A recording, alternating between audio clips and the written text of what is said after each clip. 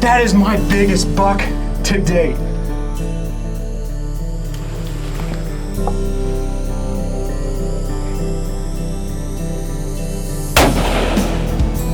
Oh, man. The strategy of hunting this utility easement during the rut has been very effective, and that's because it's primarily a sanctuary. We just can't get in there and hunt during the early portion of bow season because of the slope and winds tend to swirl. This location was a great place for Raleigh and I to kick off the 2021 firearm season. During the opening morning, Raleigh and I saw a lot of deer in the power line, including a yearling buck that was pushing does.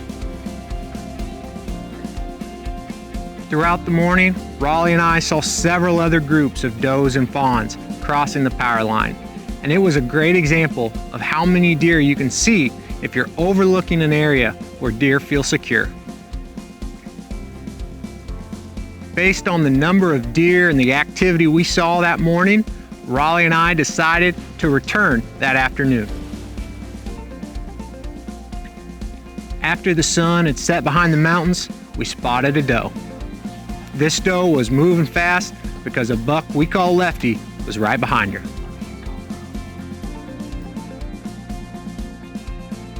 Unfortunately, Lefty didn't stop for Raleigh to take a shot as he followed that doe into the timber.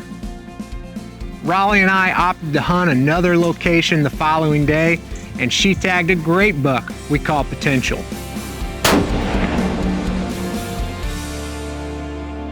I was thrilled Raleigh had punched her tag, and I was excited to get behind the Winchester and return to the Boom North power line during the afternoon of November 16th.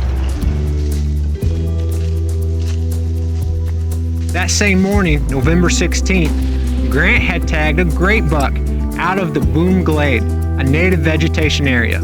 Man, yeah, and I am thrilled. It had been fairly cool that morning, and typically on those cool, sunny mornings, deer like to get out in that native vegetation where that sun's hitting and it warms them up. It's very pleasant for them. But during the day, it started warming up. We had temperatures in the mid-60s, which is well above average this time of year. We also had a strong south wind, and I suspected because of that strong wind and those warm temperatures, deer were likely not in native vegetation, but on those north slopes trying to stay cool and out of that wind.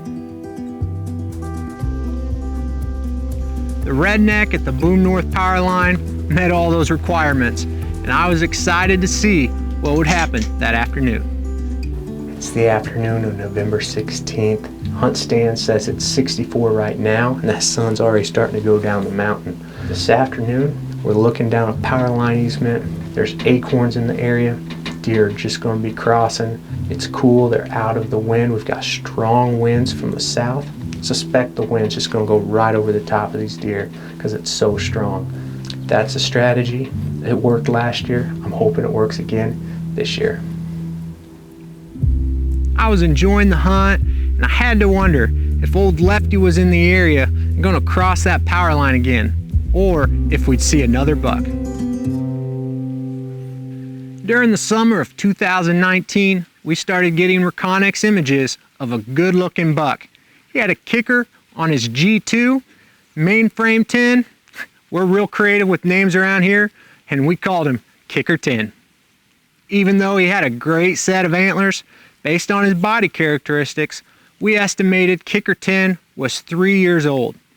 And as we studied the trail camera photos throughout the season, we realized Kicker 10 was fairly active around a portion of the proving grounds we call Boomerang Ridge, but he also traveled several ridges to the south.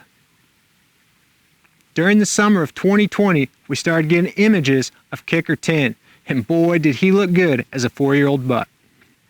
During the late summer and early portion of hunting season, Kicker 10 was once again active around the Boomerang area. And then mid-October, early November, he started bouncing back and forth from Boomerang to the southern portion of the proving grounds. Studying trail cameras is a great way to kind of figure out where deer are moving, But sometimes you got to read between the lines, look at those gaps, and try to find those travel corridors between your camera locations. And that's what we were trying to do. We suspected that old Kicker 10 was spending a lot of time crossing the 50-acre ridge just south of Boomerang. During the morning of November 30th, 2020, Grant was hunting the 50-acre ridge when he heard leaves crunching. It was Kicker 10 and he was headed south.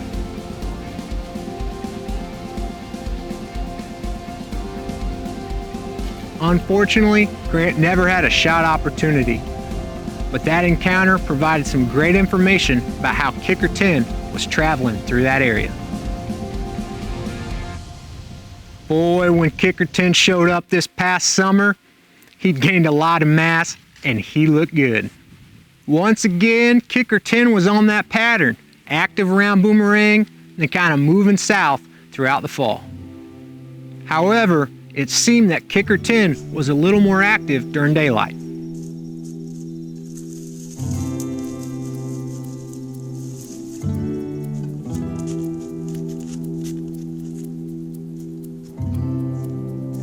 On November 11th and the 13th, Kicker 10 visited a small pond on the Boomerang Ridge. And then later that night, on the 13th, Kicker 10 was pushing a doe through the Big Boom food plot.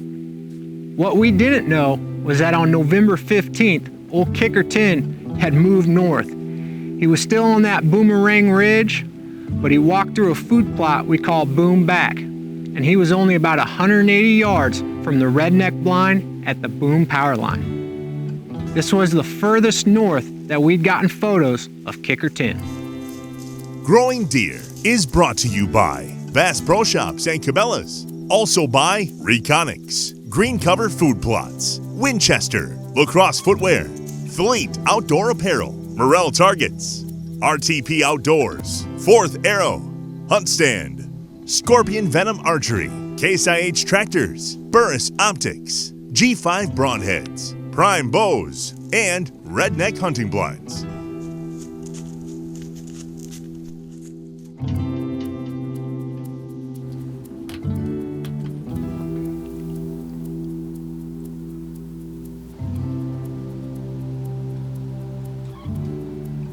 It'd been a quiet afternoon in the blind, and as that light started to fade, I spotted a deer at the bottom of the mountain.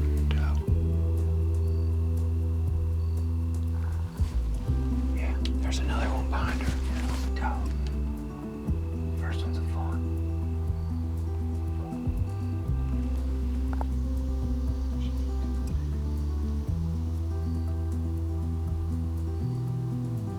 This doe and fawn crossed the power line and went into the timber, and I was excited to see if any more deer would cross that power line before dark. I didn't have to wait long.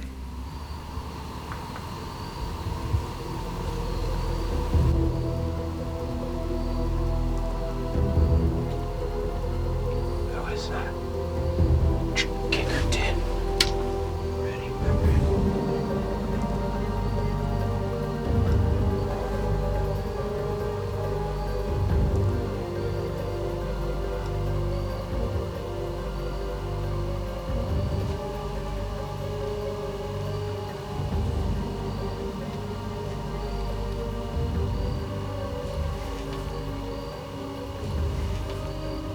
You on him? Yeah.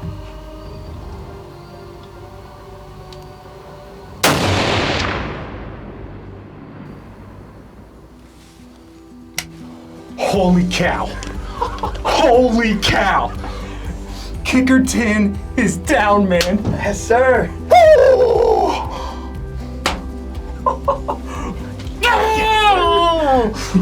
Oh my word! That is Kicker 10. That is a big, mature 10-pointer. I gotta tell you, I like this redneck. I really like this redneck. Man, second deer, 2 years in a row, back to back, tagging mature buck out of this redneck. This is awesome. The old 6.8 Western. Wow. Love this gun. All right, let's go get our hands on that deer. Yes. Yes. As Carter and I were packing up, I looked down the power line and I noticed a dark figure. It was another deer working towards kicker 10. I couldn't tell if it was a buck or doe, but it served as a great example that a harvested deer can be a great attraction to other deer. Deer don't associate a harvested deer with hunters. If you remain in your stand, it can be a great attraction. In fact, we've shared hunts where we've harvested bucks that were standing over a doe that we harvested earlier during that same hunt. Once that deer drifted off, we climbed down, drove around the mountain, and came up the power line to get our hands on old kicker 10. Oh, baby. Oh, baby. Oh my word, man. Look at that mass on this guy. How he holds it out all the way out here. So rub that, duff that one off. That's why we call him kicker 10 right there, that little kicker. Right off his G2. But I mean the mass on, just a heavy horn deer. He's sliding down the mountain here. Golly. Folks, I don't know what to say. This is an absolute incredible deer. I'm so pumped. This is my biggest deer to date. Man, when he walked out, came down on that trail, and then when I looked through the buroscope, he looked straight at me first time I saw him. And when he turned just like that, I saw that mass in those times and I said, kicker 10. Man, what a deer. It's November 16th and we're kind of, the peak of the rut is right there, the 15th, give or take a day or two, and getting texts from guys, man, what's happening? It is slow, haven't seen a buck, and that's because so many does are receptive, and bucks just don't have to move as much to find receptive does. And being able to find a travel corridor or an area that you can look and find those bucks in between does, or where they're going to chase a doe through, that's when it gets slow, you can tag some deer. And that is exactly what happened this afternoon. I'm thrilled to death. The kicker 10 hunt and others that we've enjoyed from this location provide some great hunting lessons. Being able to overlook and hunt an area that's a sanctuary during most of the year can result in seeing a lot of deer and some very nice bucks. It's also important to consider other factors, not only the wind. For example, if it had been extremely cold that afternoon, I likely would not have seen deer on that north slope because it would have been very cold. I probably would have been spending the afternoon watching deer across the mountain on that south slope that was receiving more sunlight because those deer would have been enjoying the warmer location. However, that day and afternoon was much warmer than normal. The temperatures were in the 60s, average was in the 50s. So deer were more likely to be on that north slope trying to stay cool. Understanding deer biology, behavior, weather conditions, and other factors can help you make wise decisions on where to hunt. I hope you get outside to enjoy creation this week, maybe do a little hunting, but more importantly, I hope you slow down, take time, listen to what the Creator is saying to you and the purpose He has for your life. Thanks for watching Growing Deer.